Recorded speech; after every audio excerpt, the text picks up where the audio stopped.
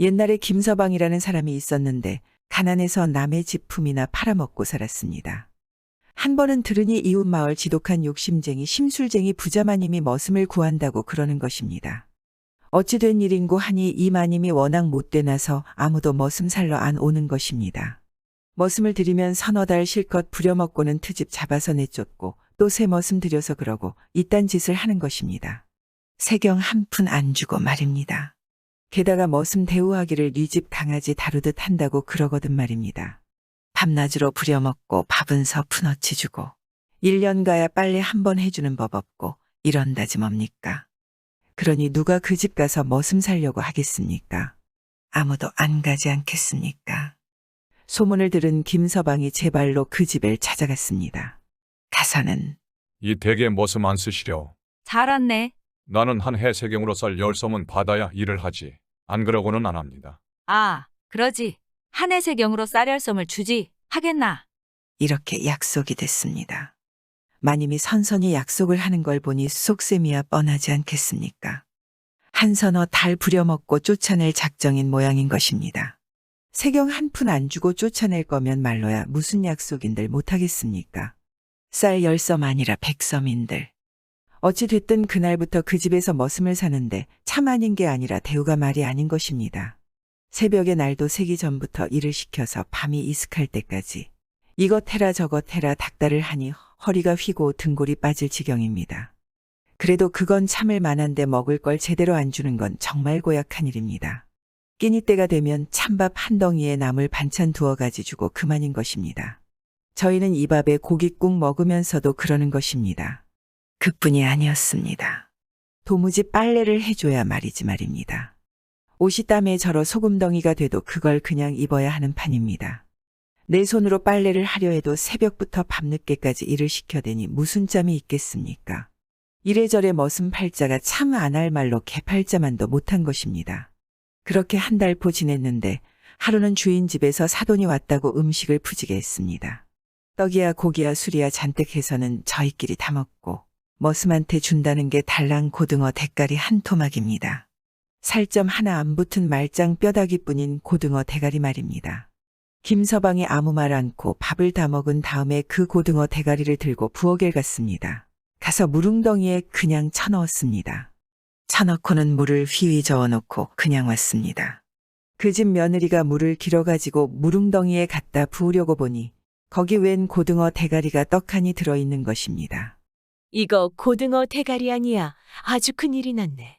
당장 온 집안에 난리가 나지 않았겠습니까? 온 씻고 먹을 물 담는 웅덩이 안에 그런 것이 들어앉아 있으니 난리가 나지 않겠습니까? 고등어 대가리 먹은 녀석이야 머슴밖에 없으니 누가 그랬는지는 뻔하지 않겠습니까? 마님이 김서방을 불러놓고 노발대발 삿대질을 하는 것입니다. 김서방인지 미역서방인지 이런 정신 나간 놈을 봤나? 먹기 싫으면 돼지나 주든지 그냥 갖다 버리든지 할 일이지 물웅덩이에다 그걸 왜 쳐넣어? 아, 나도 다 생각이 있어서 그런 겁니다. 생각 무슨 생각? 지금 나랑 농하자는 거냐? 그걸 무릉덩이 속에다 넣어서 길러가지고 가운데 토막을 좀 먹어볼까 하고 그랬죠. 아이 뭐 그러는데 더 무슨 말을 하겠습니까?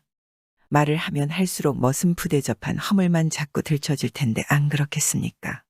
그래 마님 얼굴만 가을 단풍처럼 불그락불그락해져서 그냥 넘어갔습니다. 그러고 나서 달포 뒤에는 주인 집에 제사가 들었습니다. 제사가 들었으니 음식도 많이 했을 것 아니겠습니까? 그런데 밤새도록 기다려도 꿩 구워 먹고 이것저것 먹고 그 흔한 술 한 잔 안 주는 것입니다. 저희들끼리 나눠 먹고 잎싹 닦는 것입니다. 그 이튿날 아침에 일찌감치 김서방이 일어나 동네방네 돌아다니며 소문을 냈습니다. 집집마다 다니면서 노인들에게 죄 알렸습니다. 아, 오늘은 다들 아침 잡숫지 말고 우리 진집에 가세요. 사람들이 무슨 일인지 물었습니다. 어제 우리 진집에 제사 들었거든요. 제사 음식이 많을 테니 가서들 잡수세요. 술도 한 잔씩 하시고요. 아침때가 되니 주인 집에 동네 노인들이 그득하게 모여들거든 말입니다. 주인이 보니 참 기가 막힐 노릇입니다. 그렇지만 어떻게 하겠습니까? 제사 지낸 걸 알고 온 손님들을 내쫓을 수 없으니 울며 겨자 먹기로 음식 대접을 해서 보냈습니다. 그 많은 사람들을 대접하느라고 제사 음식이고 뭐고 다동이 나버렸습니다. 동네 사람들이 다 간 뒤에 마님이 김서방을 불러놓고 핏대를 올리지 않겠습니까? 김서방인지 파리서방인지 이런 미친 놈을 봤나. 제사 음식이 많으면 얼마나 많다고 그따위 허튼 짓을 해서 우리 집 음식 거덜을 내는 거냐. 아, 그러면 진작 말씀을 하시죠. 뭘 진작 말을 해. 이런 미천한 거사. 제사 음식이 얼마 안 되는 줄 알았으면 아랫마을 사람들만 부르지 않았겠습니까? 난 또 무척 많은 줄 알고 윗마을에까지 알렸지요. 조금 있으면 윗마을 사람들도 올 것입니다. 이러니 뭘 어떻게 하겠습니까? 동네 사람들 앞에 나무새스러운 꼴 안 나려면 술 한 잔씩이라도 대접해 보내는 수밖에. 그래 부랴부랴 새로 음식을 장만한다 술을 빚는다 허둥거리느라고 볼일 다 봤습니다. 그러고 나서 달포 뒤에는 이제 모 심을 때가 됐습니다. 모 심는 날이 하루 앞으로 다가왔습니다. 며칠 전부터 열댄 마지기 논에 모를 심는다고 논을 얻는다 논을 간다 분주하게 돌아갔는데 이제 내일이면 큰일이 닥치니 주인이 머슴 닭다라기가 득달 같지 않겠습니까? 내일은 새벽 일찍부터 채비를 단단히 해야 할 것이야. 연장이야 못줄이야 잘 챙기고 일꾼들이 오면 데리고 가야 하니 일찍부터 서둘러라.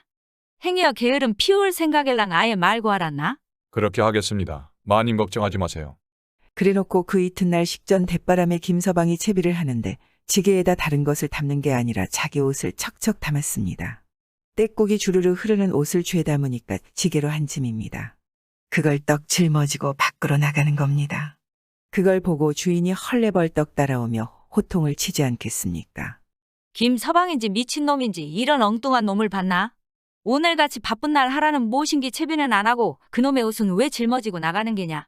마님 그걸 몰라서 묻습니까? 모르니까 묻지. 알면 왜 물어? 지금 뭐 하는 것이냐?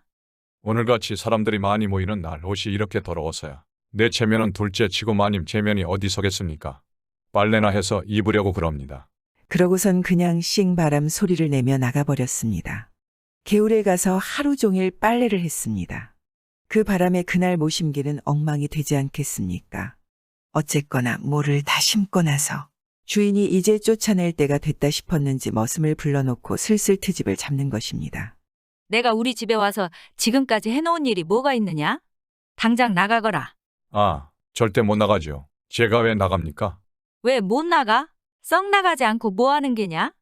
해놓은 일이 없다면서요. 그러고서 어찌 나가요? 뭐라도 좀 해놓고 나가야죠. 나가라 해도 부득부득 눌러 앉으려 하니 속이 타는 건 마님이 아니겠습니까?